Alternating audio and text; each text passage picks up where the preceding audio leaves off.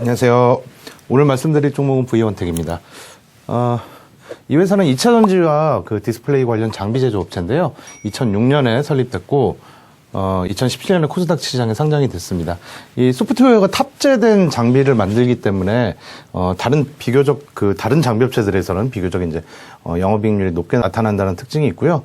비교를 해보자면 통상적으로 이제 장비 업체들이 마진을 이제 3% 정도 남기기가 쉽지 않은데 소프트웨어가 탑재된 장비들은 보통 이제 10%대 마진을 남깁니다. 반면에 이제 V원텍은 20% 중반대, 25%에 가까운 영업이익률을 발생을 시킨데요. 이게 이제 가장 큰 원인은 그 장비 내에 소프트웨어 알고리즘이 탑재가 되어 있는 상태에서 매출을 하기 때문에 상당히 고마진 사업을 영위를 하고 있다. 이렇게 보시면 되겠습니다. 이 회사는 그 과거의 숫자를 잠깐 먼저 살펴보시고 보시면 2018년에 매출이 최대치를 달성했었습니다. 그 당시에 디스플레이와 2차 전지의 매출 비중이 각각 5대5 정도 됐었고요. 그때 이후로 지속적으로 이제 매출 둔화세를 겪었습니다. 이 가장 큰 원인은 2차 전지 부분의 실적이 큰 폭으로 둔화가 됐고요. 디스플레이도 상당 부분 이제 추가적인 수주가 안 나오면서 성장 둔화를 이제 경험을 했습니다.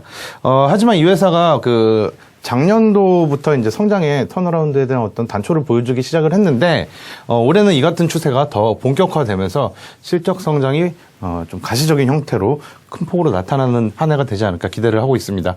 이 세부적인 내용에 대해서 좀 살펴보시면, 앞서 말씀드린 것처럼 이 회사는 이제 장비 업체인데, 이 가장 핵심적인 기술은 이제 아픈 검사기입니다.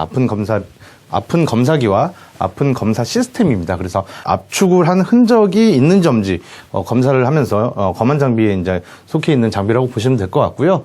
이 주요 매출의 비중을 보시면 이 지난 3분기 기준입니다. 2차 전지 검사 시스템이 70%, 그리고 디스플레이 아픈 검사기가 26% 정도 차지를 합니다. 그래서 2차 전지랑 디스플레이 쪽의 매출을 합해서 생각을 해보면 거의 대부분 95% 가까이 이제 설명이 가능하다, 이렇게 보시면 될 것 같고요. 앞서 말씀드린 것처럼 2018년에 매출이 가장 잘 나왔을 당시를 생각을 해보면 그 당시에 2차 전지랑 디스플레이의 매출 비중이 각각 5대5 정도 됐었거든요. 근데 이 비중이 2차 전지 검사 시스템 쪽으로 상당히 이제 비중이 올라오면서 지금 현재는 이제 시작은 디스플레이 장비 쪽에서 했으나 지금은 매출의 거의 대부분 80% 가까운 수준을 2차 전지에서 매출을 발생시키면서 2차 전지 관련 장비주다, 이렇게 판단을 하면 될 것 같습니다. 이 회사가 올해부터 이제 턴어라운드가 본격적으로 나타날 것으로 보는 이유는 이제 양쪽 2차 전지와 디스플레이 두 축에서 모두 다 나타난다는 점에서 긍정적일 텐데요.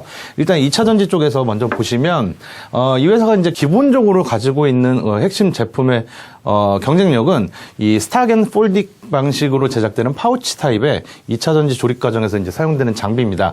이 주요 고객사는 L사고요. 사업 확장에 따라 아시다시피 이제 국내 2차 전지 사업자들 상당히 큰 폭으로 이제 투자를 하고 있는 상황이고, 글로벌 시장이 커지는 방향성에 발맞춰서 이 주문 확대 가능성이 본격적으로 늘어날 가능성이 있다, 이렇게 보시면 될 것 같습니다.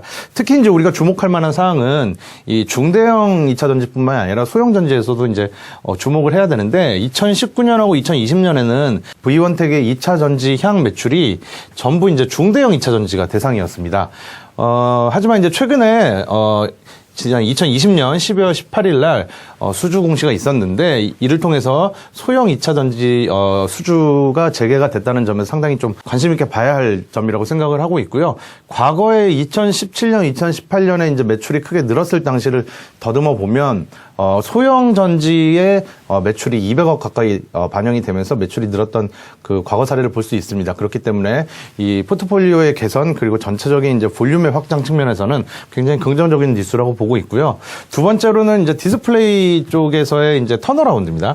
이 2차 전지만큼 주문이나 발주가 이제 큰 폭으로 나오고 있지는 않지만, 이 작년 말부터 포착되는 여러 가지 징후로 봤을 때는 올해 V원텍이 수주 확대 가능성이 상당히 높다, 이렇게 판단을 할 수 있는데요. 어찌됐건 아픈 검사기 쪽에서는 경쟁력을 가지고 있는 게 분명하기 때문에 이 V원텍의 어떤 수주 발주 그 가능성은 상당히 높은 상황이라고 보시면 될 것 같습니다.